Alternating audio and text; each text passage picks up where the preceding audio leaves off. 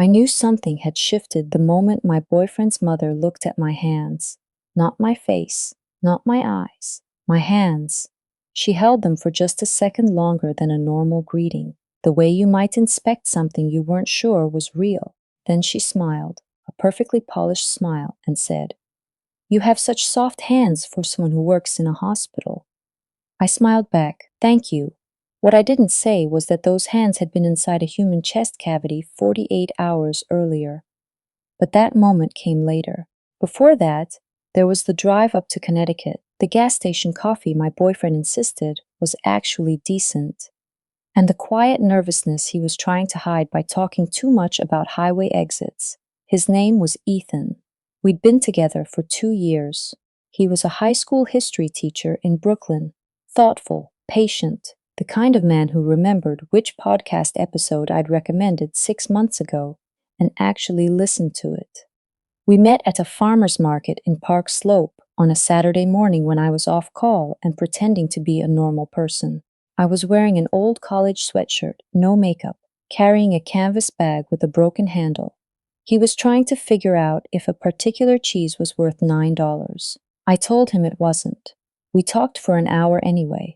I never hid what I did for a living. I just never led with it. I told him I was a doctor, that I worked long hours, that my schedule was unpredictable. Those things were all true. What I left out was the specialty. When he asked early on, I said I worked in surgery. He nodded. He didn't press. And somewhere in the comfortable rhythm of our relationship, the full title just never came up the way it probably should have. The truth was this. I was 31 years old and a cardiothoracic surgeon at one of the top hospitals in New York City. I had completed my residency at 28, my fellowship at 30, and I was already being considered for a department leadership role that people twice my age waited decades to be offered. I had repaired hearts. I had restarted hearts. I had held a beating human heart in my hands and made decisions in seconds that determined whether someone's family got to keep them. None of that was what I led with on a first date, or a second, or at a farmer's market in Brooklyn where I was just a woman with a broken canvas bag who thought $9 for cheese was too much. With Ethan, I had wanted something I hadn't had in years. Ordinary, not because I was ashamed of what I did, but because when people found out, it changed everything. They got cautious or impressed in a way that felt hollow, or suddenly very aware of the difference between us. I had watched it happen with every person I'd dated before. The moment the word cardiothoracic entered a room, I stopped being a person and became a credential.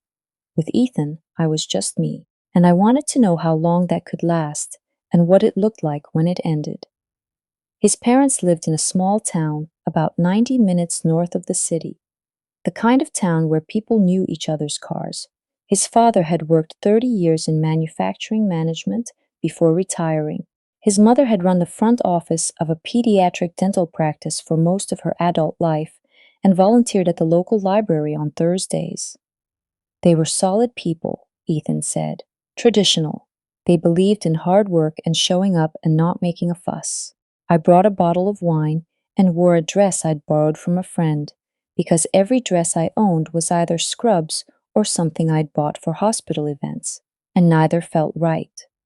His mother opened the door before we knocked.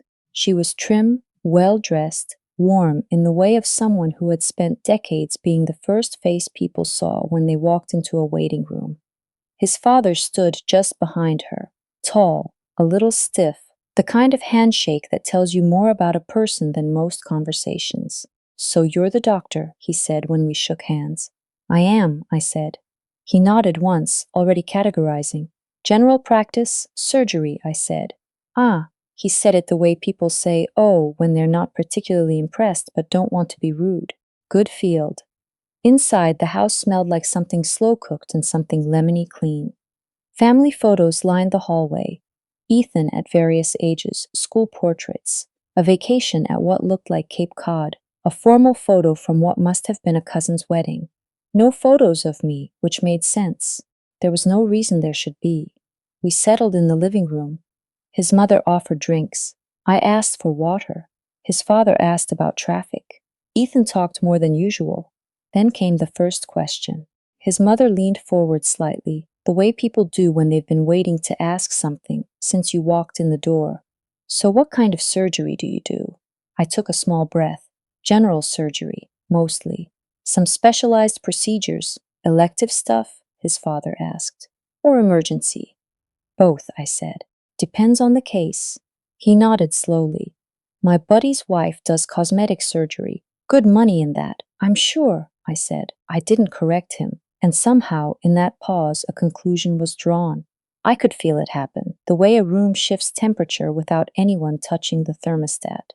Dinner was served. His mother had made pot roast, roasted potatoes, green beans. She carried everything out herself, moving quickly and efficiently. And when she set the last dish in the center of the table, she glanced at me and said cheerfully, "Would you mind grabbing the bread from the counter? It's the basket right by the oven." I stood up and got it. It wasn't rude.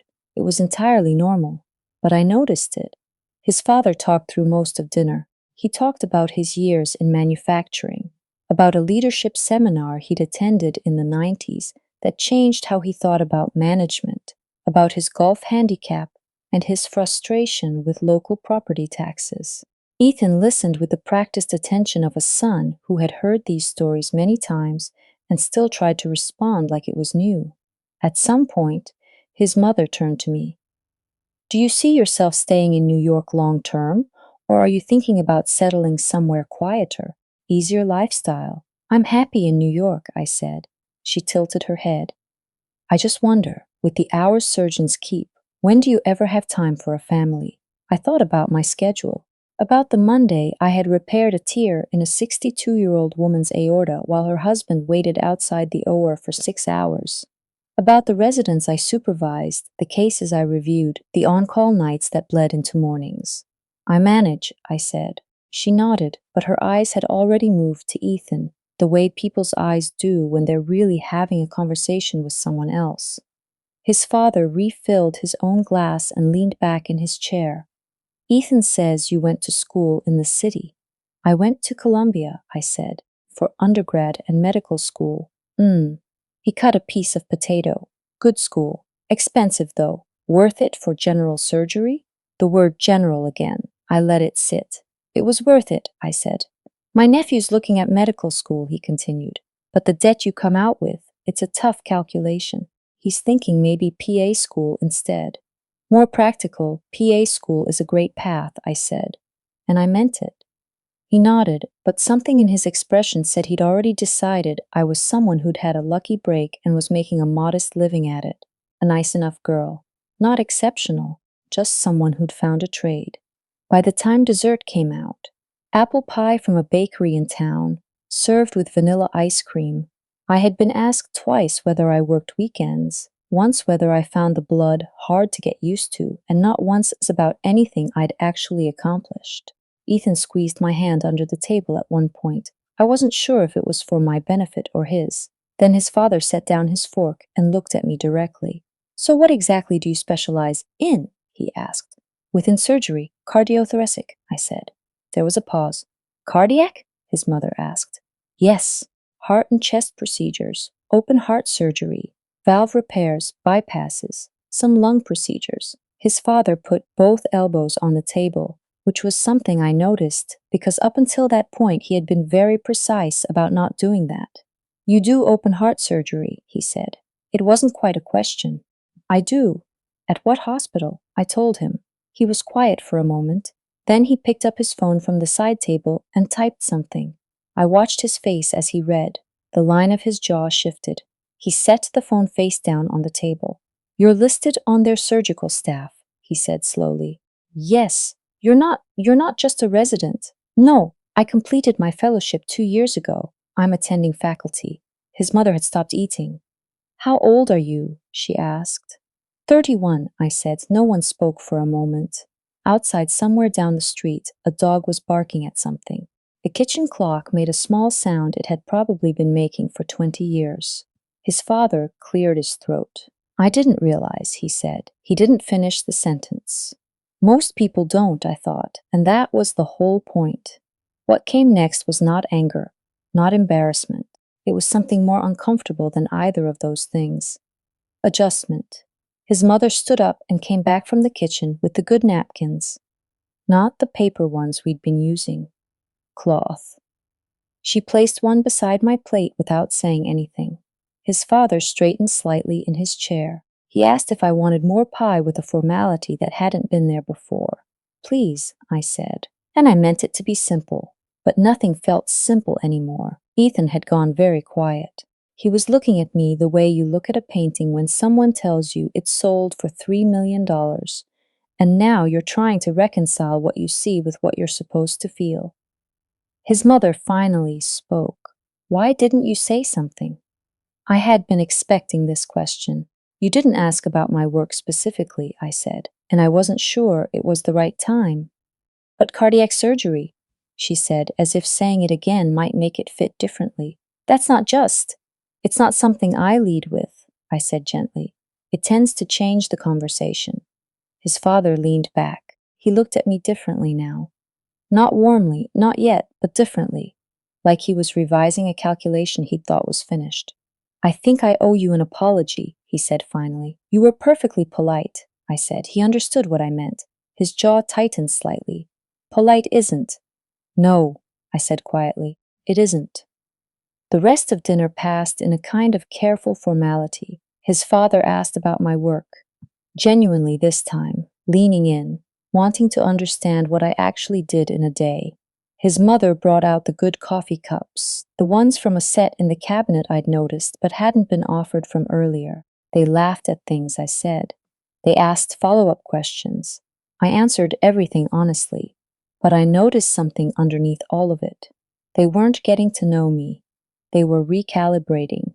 There's a difference, and it sits differently in your chest. In the car on the way home, Ethan drove for 10 minutes before he said anything. You could have told me, he said, the whole thing. I knew you were a surgeon, but I didn't know. I didn't know all of it. I know, I said. Are you upset? I looked at the highway, at the lights of the town disappearing behind us. I'm not sure. He glanced at me. They weren't trying to be dismissive. I know that too. They didn't know. That's the thing, I said. They treated me the way they thought was appropriate. That's what I needed to see. He was quiet. Did you pass? He asked after a while. I looked at him. Their test, he said. Did you pass it? That wasn't my test, I said. It was mine. He didn't know what to do with that. Neither did I fully. But something had settled inside me. Not satisfaction, not victory, just clarity. The kind that comes when a question you've been carrying finally gets answered, even if the answer is harder than you expected. The next morning, Ethan went for a run, and I sat at his kitchen table with coffee going cold. I replayed the dinner, not the dramatic moments, the quiet ones, the bread basket, the paper napkins, the assumption that cardiac surgery probably meant something minor, cosmetic, practical. The way his mother had asked about starting a family like my career was a temporary inconvenience. None of it was cruel. All of it was assumption. An assumption I had learned long ago was often more revealing than cruelty. Cruelty at least knows it's being unkind. Assumption doesn't even notice. Ethan's mother called 2 days later. Not Ethan. Me. She said she'd been thinking about our conversation. She said she wanted to take me to lunch, just the two of us. I agreed. We met at a place in the town center. White tablecloths, a menu with things described more elaborately than they needed to be. She was already seated when I arrived and stood up when I walked in. I'm glad you came, she said. Of course, I said. She had clearly prepared. She asked about cardiothoracic surgery with the careful interest of someone who had done research between our dinner and this lunch. She asked about training timelines, about what drew me to the specialty, about whether I enjoyed teaching residents. She was trying. I could see it. At one point, she said, I think I underestimated you. I set my fork down. Can I tell you something? She nodded. You didn't underestimate me, I said. You estimate me exactly according to what I'd shown you. That's not the same thing. She looked confused. You saw someone who seemed low-key, who didn't volunteer much, who picked up the bread basket when asked and ate her pot roast, and didn't make a point of herself, and you responded accordingly. That's just That's just how people work. But that means we were wrong, she said. It means you had incomplete information, I said. The question is what you do with the complete version. She was quiet. The way you treated me that first night, I continued. That was the honest version. Now I want to know which version is real.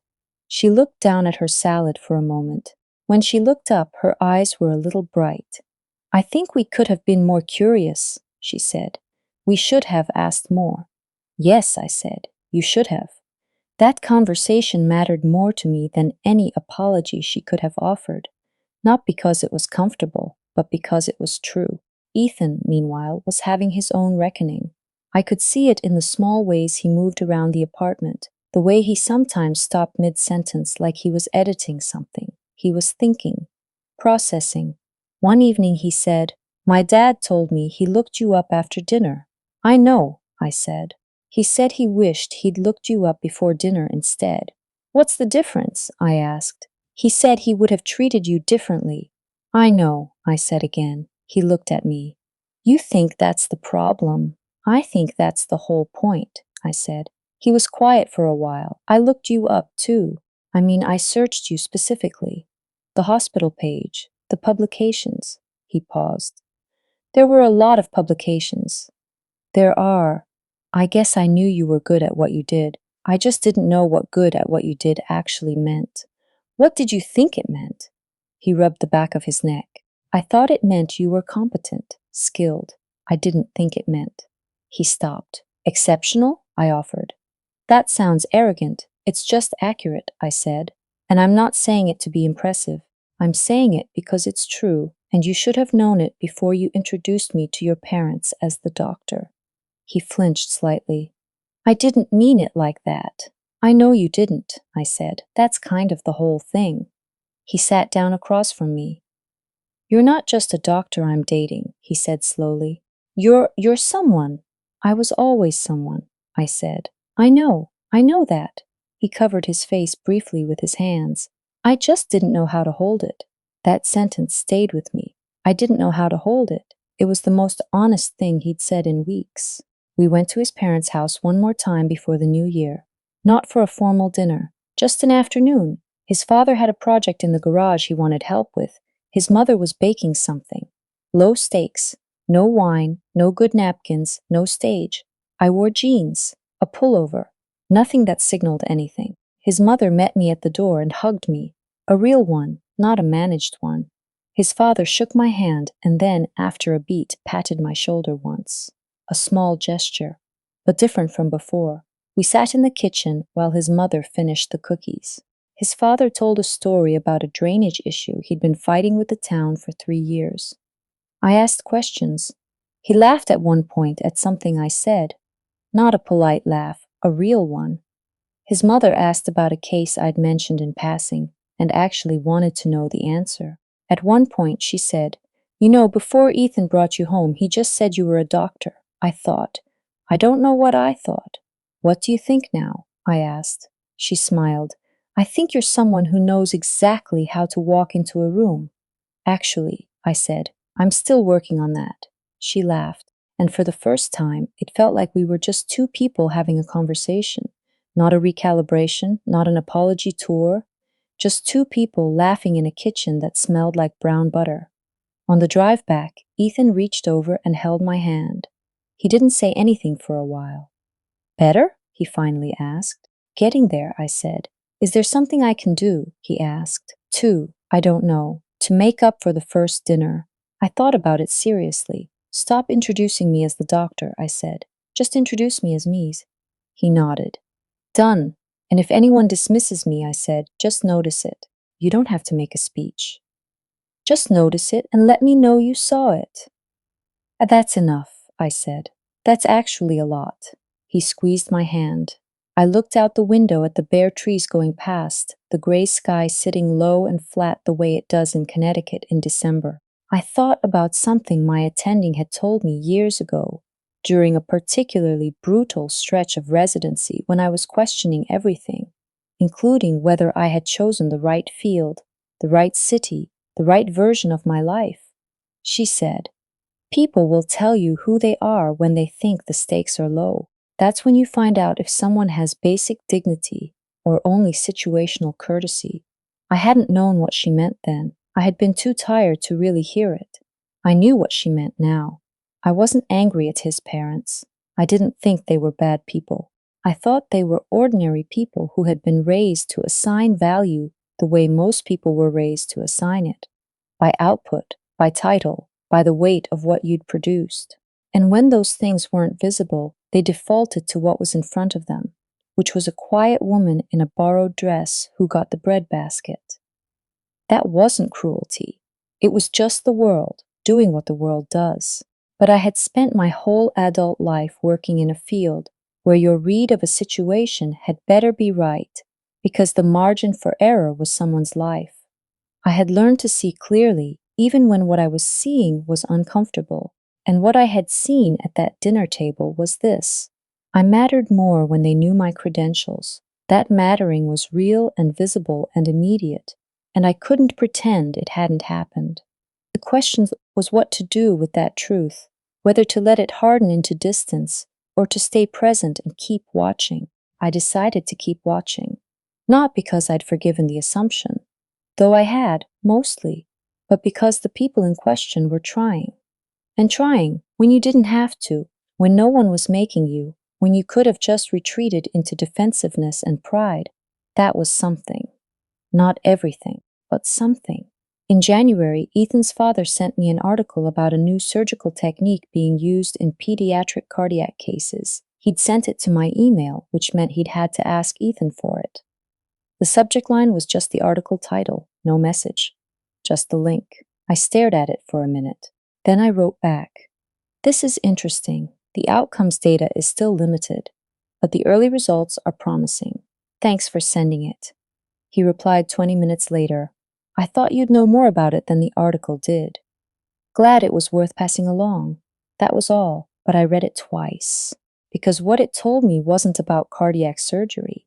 It was about a man who had been handed new information about someone and had chosen to use it to reach toward her rather than to simply feel impressed from a distance. That was a choice. It wasn't nothing. Things changed slowly after that, not dramatically, not with speeches or declarations. His mother texted me occasionally, a recipe she thought I might like, a question about whether a particular symptom warranted a doctor visit, the small practical reach of someone who was trying to include me in her daily thinking. His father, when we visited, would ask me something real, not how's work as small talk, but a specific question, something he'd been thinking about, the kind of question that required an actual answer.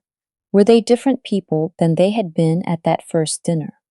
I wasn't sure. I thought the capacity had always been there. They just hadn't known before that they needed to use it. That distinction mattered to me. Not because I needed them to be guilty, I didn't, but because I needed to understand what had actually happened. Had they been indifferent? Yes. Had they made assumptions? Yes. Had any of it been malicious? No. Would it have been enough for me, long term, if I'd been nobody in the way they'd assumed I was? That was the question I sat with longest, in quiet moments at the hospital between cases, on the subway home, watching other people in their own private reckonings. Would their particular brand of politeness, the measured warmth that depended on context, on status, on what you were worth in their framework, would that have been livable? I didn't think so. I thought I would have felt it every time, the way you feel a draft in a room where the windows look closed. But that wasn't the world I was in, and maybe that was the privilege of my particular position. I got to find out, and then I got to decide. Not everyone does. Ethan and I talked about all of this eventually in the blunt late-night way of two people who have chosen to be honest with each other. He admitted he'd been uncomfortable at the dinner in ways he hadn't fully acknowledged at the time. Uncomfortable not because of what his parents had said, but because of his own silence. He said he'd watched me handle things with a composure he wasn't sure he deserved. "You deserved better," he said. "I should have said something." "You noticed," I said. "That was a start." "I want to do more than notice," he said. "Then do more," I said. When it happens next time, you think there'll be a next time. There's always a next time, I said. Different room, different people, same thing. He nodded. I'll do better. I know you will, I said, and I meant it. The last thing I want to say is this. I have stood at operating tables at 2 in the morning with someone's life in my hands, and I have felt less exposed than I did sitting at that dinner table in Connecticut with a glass of red wine and a paper napkin, being assessed and found unremarkable. That should tell you something about how powerful assumption is, how it moves through a room before you do, how it shapes what people hear when you speak, what they see when you walk in, what they offer you without realizing they're making a choice at all. I didn't walk into that house to teach anyone a lesson. I walked in because I loved someone and I wanted to know what his world was made of. I found out. And then I made my own choice about what to do with what I'd seen, which is the only power any of us really have. Not control over how we're perceived, but clarity about what we're willing to accept and what we're not. The measure of a person isn't how they behave when they know who you are. It's who they are before they know. That's the version that tells you everything.